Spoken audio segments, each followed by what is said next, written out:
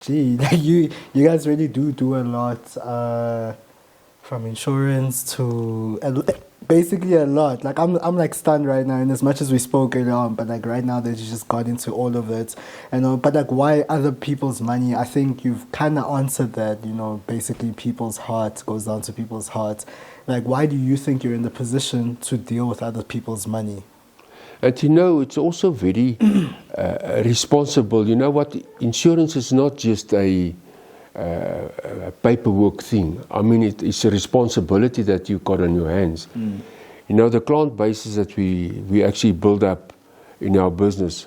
I mean, those guys was becoming. I specialized actually with the attorneys and advocates in my years when I moved into the insurance business.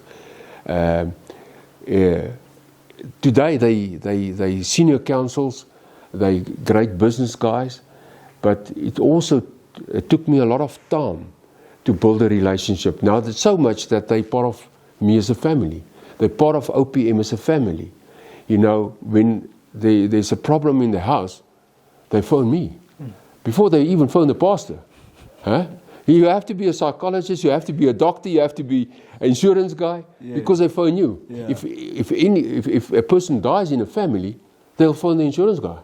Before they phone Afbob or what. They say, listen, the policy's meneer, where's my will? Yeah. And you know what, your will is a very important factor. We talk about investments. Yes, investments is much like an important side of insurances, but I think when you start out, everybody needs a will. You got camera equipment, you got a business. You have to say, listen, you guys building up a business.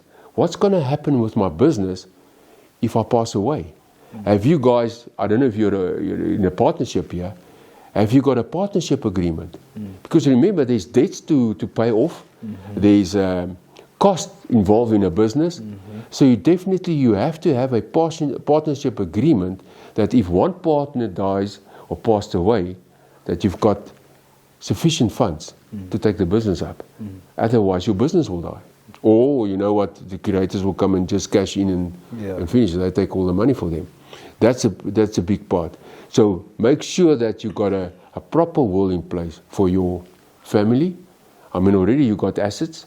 If you're not here, what's going to happen to your assets? Yes, and especially when you've got family and children. They say that if you haven't got a will, your whole estate will go interstate.